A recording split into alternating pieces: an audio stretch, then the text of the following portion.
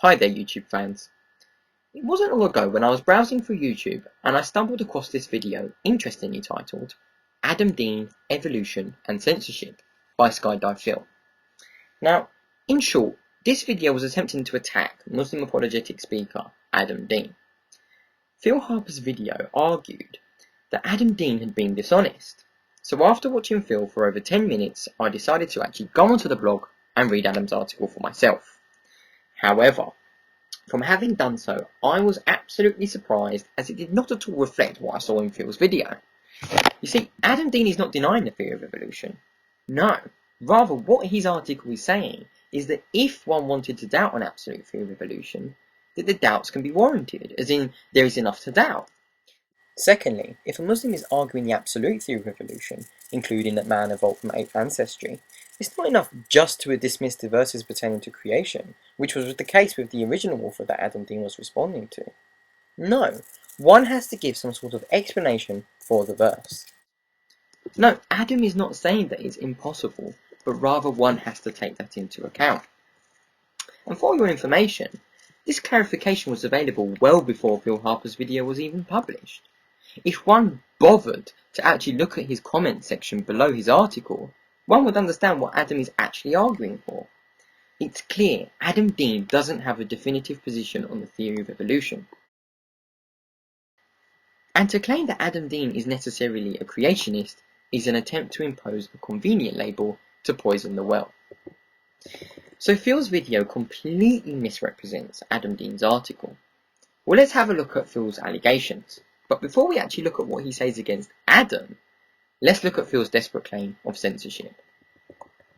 So he begins his video by talking about the aims and objectives of the Muslim Debate Initiative, and how he has not had the chance to express his views and opinion on Adam Deen's articles. Adam Deen is a speaker frequently used by the Muslim Debate Initiative. Their stated aims are promoting debate, dialogue, discourse, and discussion between all sections of the global community. They go on to say, MDI welcomes non-Muslims to get involved and participate in the debate. But yet my video, which attempted to do exactly that, has now been censored. He implies that his criticisms are somehow censored by Adam Deen. The problem here is that Phil is expecting people not to research. He's playing on the ignorance of his viewership and banking that they won't even bother to go into Adam Deen's blog. Here, take for example the Stephen Hawking article. We can see a number of comments on Adam Deen's article which have allowed Phil to freely criticise for public view. So it becomes clear that Adam Deen isn't really bothered with Phil's arguments. He just doesn't want to support Phil in exploiting YouTube to slander him as being dishonest.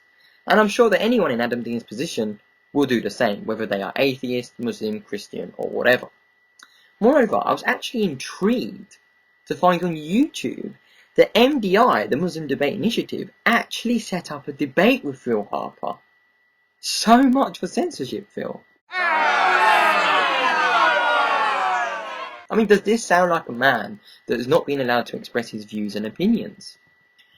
Well, if he has now been blocked, well, I don't blame them after his childish behaviour on YouTube. Maybe Phil should stop pretending to be a martyr of censorship and actually come clean. Okay, so moving on to Phil's claims against Adam Deen. I mean, it's highly ironic that Phil charges Adam Deen with misquoting when he himself misquotes Adam Deen. He attempts to imply that Adam Deen is lying or misquoting these individuals. Well, what does misquoting somebody actually mean, Phil? It means to quote something inaccurately or out of context. So please, where is the inaccuracy and where is it out of context? Phil claims that Adam Deen is misquoting the scientists as if they are not evolutionists. But hold on. If you read the article carefully and correctly without imposing one's understanding, Adam Deen uses the quotes not to claim that the scientists are not evolutionists, no, but he is using the quotes to support the view that there is a lack of fossil evidence only. Never does he claim that these people don't believe in evolution. And this was really clear to me from reading Adam's article, and I'm absolutely clueless as to why Phil got the wrong end of the stick. But then again, how could Phil mix this up? Maybe it is his lack of basic comprehension. For example, Phil objects to Adam Deen quoting Mark Ridley. He attempts to show a screenshot of Ridley's article and tries to represent Adam as being dishonest merely because he did not include the sentence stating, "This does not mean that the theory of evolution is unproven." In any case, no real evolutionist, whether gradualist or punctuationists, uses the fossil record as evidence in favour of the theory of evolution. But what is the bit that Adam Deen doesn't want you to see? It's the very next sentence. "This does not mean that the theory of evolution is unproven," says Ridley. And he goes on to say that there are many kinds of evidence for evolution and that we don't need the fossil evidence. He's not saying that the fossil evidence is inconsistent with evolution. And I think to imply otherwise is either bad scholarship for not reading the article, or it's simply dishonest. Phil then goes on to talk about bad scholarship. And this again is quite comical when he claims that Adam doesn't want you to see this quote. But how can Phil possibly know Adam doesn't want you to see this? Scholarship is all about looking at the facts, not dealing with one's paranoia. Anyway, the sentence where Ridley states fossil records are not needed, it's absolutely irrelevant to Adam Deen's point. Why is it irrelevant? It's irrelevant because whether Ridley thinks fossil records are important in determining whether evolution theory is valid or not is Ridley's opinion. And Adam Deen is using the part of the quote regarding fossil records to show to those individuals that do think fossil records are vital in determining theory. And it clearly is to some scientists, including Darwin himself.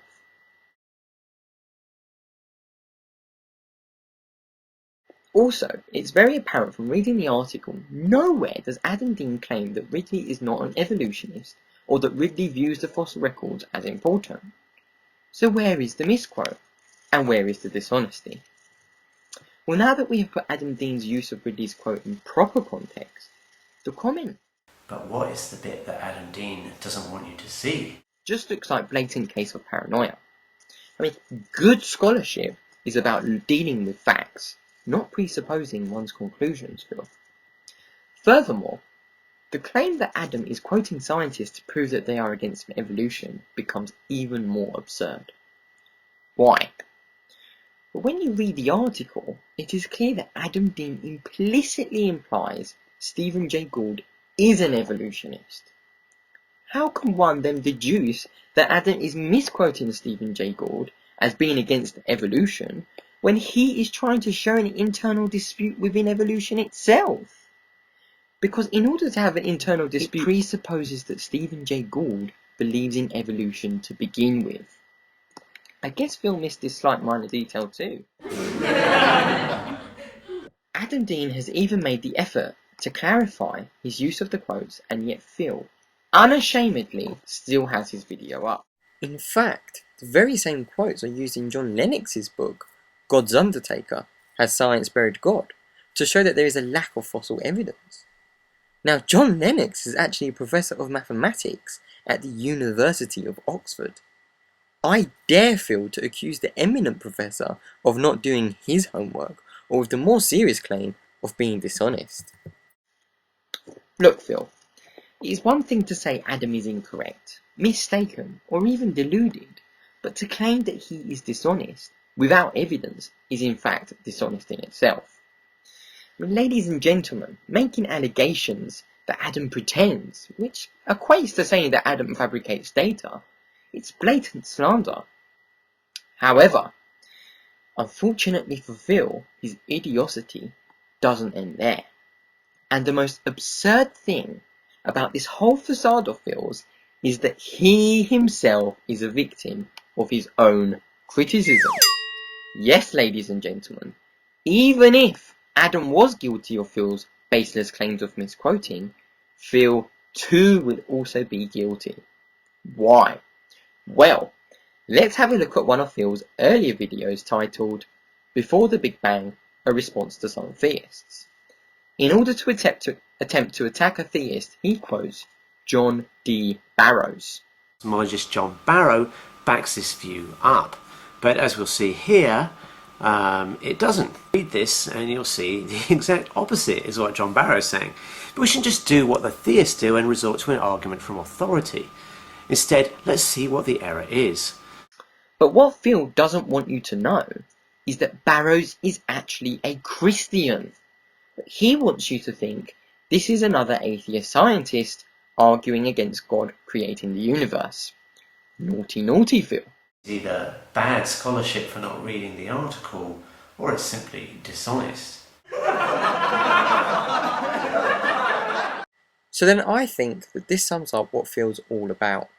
Let this be a lesson to all the Phils out there that intentionally misquote people for unfounded glory.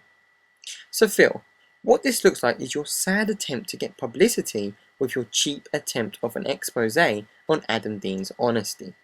So I would say, either you lack the intelligence, or you intentionally misquote him, or you suffer from great paranoia. But either way, I recommend that you take a long break from making videos on YouTube. Thank you for listening.